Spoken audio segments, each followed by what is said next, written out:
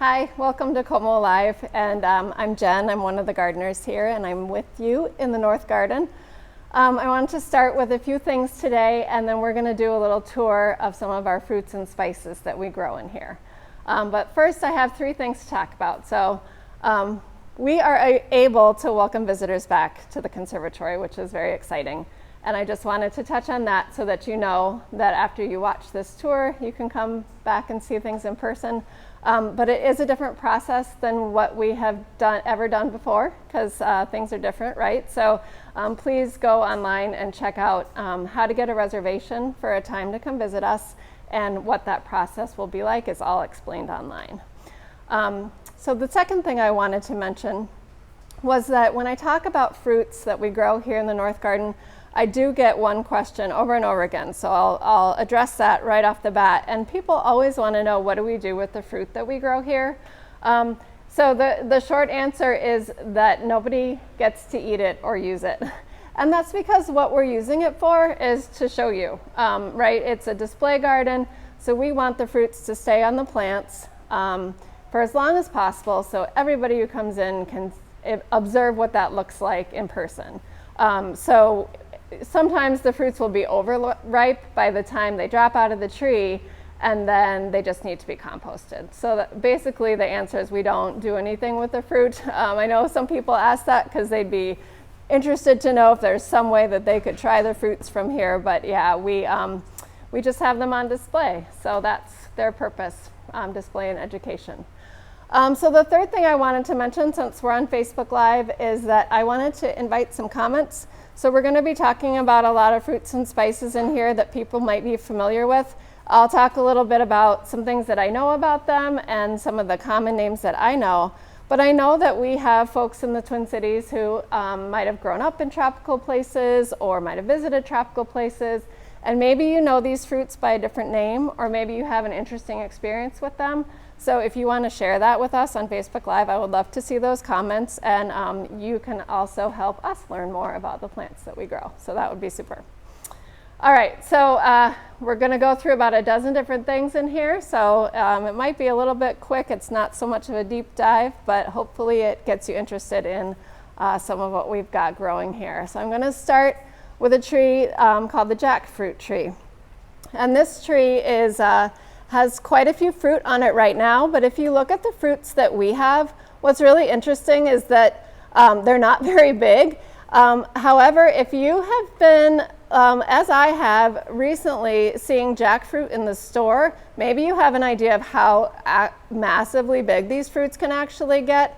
So I saw it for sale recently in the store, and it was just cut into segments that were for sale because it's such a huge fruit. In fact, one of the things I read was that it can be up to 85 pounds. So that's like a small child. So yeah, those fruits don't get as big on our tree here, but it's still kind of fun to see what they look like growing. It's kind of a unique shaped fruit. They are apparently very nutritious, and one of the things that they're becoming popular for is a meat substitute. So you can actually kind of use it when it's unripe, and use it because it doesn't have a super strong flavor as a meat substitute. And then also, you know, like a lot of other fruits, it can be eaten ripe. So those are two ways to eat the jackfruit. The next tree I wanted to talk about is the annona. So the species of annona we have here has a bunch of really interesting common names in English. One is the prickly custard apple, and another one I know of is the soursop. The name that I've heard of for it in Spanish is guanábana, and we do have a person on staff here named Carlos who was telling me that when he grew up in the Dominican Republic, he loved this fruit and ate it all the time. It was growing in his backyard. I've had it too, fresh in Costa Rica. It's delicious. Right now we don't have any fruit on the tree. This tree will sometimes produce fruit for us, but it has these really interesting flowers. I did cut one down and I put it over here on my cart. So I wanted to show you this flower. And if you noticed, when Kelsey was showing you right on the tree, the flowers are growing right off the trunk. So that's our one botanical term for the day, is that's called caulifery. So the tree is coliferous, which means the flowers come right off the trunk and branches. So these flowers I think are awesome because the petals are so thick. So it's got these 2 layers of super thick petals, and then there's the inside parts of the flower there. So that's kind of a unique flower. All right, so moving on, we have a spice. So I wanted to show you our cinnamon plant. We have 2 trees that are cinnamon. This one on my left is common name is Chinese cinnamon, but it's often referred to as cassia. And then the other cinnamon that we grow sometimes is referred to as true cinnamon, so you might see those 2 common names. So the one we have that's referred to as true cinnamon is this tree here. And it does have really pretty fruits actually, so I did cut down a little bunch, so I have them on the cart here so you can see the little fruits. But a lot of people probably know that the fruit is not the part that we use for cinnamon spice. And it's actually the inner bark. So before I worked here, I knew that cinnamon was bark, but I did not realize that you have to strip the outer bark, and then you use the inner bark and strip that and dry it, and that's how we get cinnamon. So that's another interesting thing. One tree I want to point out here is our guava. I think it has really, really pretty bark. That's one of the things I like about it. Another thing I like about it is that the fruits smell amazing. I don't know if you've had the chance to smell fresh guava, but it's a great smelling fruit. There aren't any right now on the tree. There's some green fruits that aren't ripe yet, but sometimes people standing here under this tree will notice a really nice smell. And if you look up, you can search around and see if you see any fruit that are ripening. So they turn kind of a creamy greenish, pale yellow almost color when they're ripening. Right now they're just green, so they don't smell terrific yet. All right, so I wasn't going to talk a whole lot about this tree, but I do want us to just take a look at the fruit up there. This is a grapefruit tree, and there are 2 nice big grapefruit on there. They've actually been ripening for quite a while now, so I don't know how much longer they'll be there. They're getting to the point of almost being overripe. So our next one is a tree that's a little bit less common, but you actually might have a connection to it that you don't even realize. So this tree here is called the Kola Nut. And one of the things I like about it is how pretty the flowers are. So there's the flowers of the Kola Nut tree. We don't actually get the fruit or nuts on this tree here at Como, unfortunately, but we do. It does flower a lot for us. So I don't know if it's registered maybe with you already with the name, but Kola Nut is indeed what was originally used to flavor cola flavored sodas. And the other way it's used is that the nut can actually be chewed. It has a stimulant effect. So as you might guess, again, from it being used in cola soda, it does have pretty high caffeine content. So it has a traditional use as chewing the nut, and then it was also used in the soda industry. So I think that's an interesting one that sometimes people might not notice. All right, a couple more spices here. We have a nutmeg tree, and then next to that we have allspice. Now nutmeg, we use the inner part of the fruit, so it's the seed. Actually, you have to remove the outer coating, and then you can use that inner seed as nutmeg.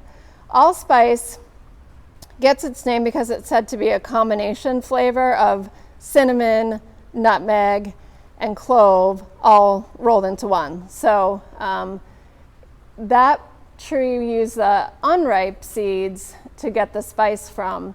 Another thing that's interesting is the nutmeg I don't ever get much of a scent from, but when I'm cutting or having to trim the allspice away from the glass, for example, it does smell really strong, and I learned that the leaves can be used to get allspice scented essential oil. So they are really rich in oil.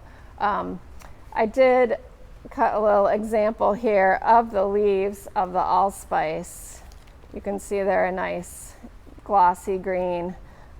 Sorry you can't smell them from where you are, but they do smell exactly like allspice. Pretty nice.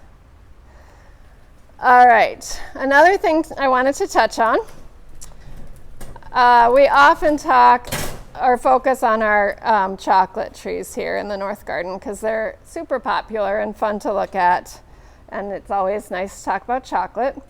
The thing I wanted to just touch on briefly today is that we actually have 2 species of trees here. So, and I have examples of the flowers to show you up close in a second. So most of our trees in the front here are chocolate trees, and the Latin name for that is Theobroma cacao. And then we have this one tree in the back. It's known as cupuaçu. Its Latin name is Theobroma Grandiflora. And if you think about that name, Grandiflorum, and then you look at the flowers, I bet you can guess which flower comes from which tree. So cupuaçu is not used to make chocolate, but the fruits do have a really nice pulp around the seeds that is edible, so that's how it's used. So here's our Theobromas, the 2 flowers, and as you're probably guessing, these are the Theobroma cacao and these are the Grandiflorum. I always think those flowers are real pretty, and since that tree's set back a bit, they're sometimes hard to notice. So we have another tree that's set back a little bit that's called the Barbados Cherry, and we'll check that out in a second, but maybe I'll just start by showing you what these fruits and flowers look like. So it's got a pretty little pink flower, which again is fairly small and so sometimes hard to notice from a distance. And then these are the fruits. They do look a lot like cherries, so that's how it gets its name. It's not, however, actually related to cherry that we are familiar with. The fruits are supposed to be very high in vitamin C. I've also heard that they're very acidic, which kind of makes sense. So we'll try and get a look at that tree for you. And that's just a good chance to remind you that maybe play a little scavenger hunt with yourself when you come visit, and don't forget to really look up and look for the fruits and flowers that you might find in this room, and keep on coming back to see what you can spot. So another spice I wanted to touch on, or something that's used in cooking, are ginger. So we have this ginger here is what you might typically expect to find if you walked into a grocery store and picked up ginger. It's that when you buy it in the store fresh, it's the rhizome of the plant, which is basically like the root-like structure that's underground. And then the other tall plant we have over here is in the same family, but also use the rhizome and also used in cooking. This one is known as Thai ginger, or sometimes called galangal. So the ginger family's got a lot of great plants in it. We have quite a few examples of them in the North Garden, and several of them are useful in cooking or scented flowers and different uses like that. All right, so another spice before we get to our last 2 fruits. Black pepper, very important spice in terms of its history of commerce in the world, and also still widely used. So we have black pepper vine growing as sort of a ground cover in a lot of spaces here in the North Garden. However, it doesn't get enough light in that situation really to flower well for us. I do have one growing in the greenhouse where it gets more light and therefore has some of these little flowers. So that whole structure would be called the inflorescence. It's got multiple flowers on it. It doesn't have fruit. When it does fruit, it would be little green. They kind of look like berries all up and down that little structure there. And then those are processed into what we know as black pepper. The same plant actually gives us white pepper. It's just a different sort of processing. So that's kind of interesting to know as well. All right, so we're going to walk down the room here to our last 2 plants.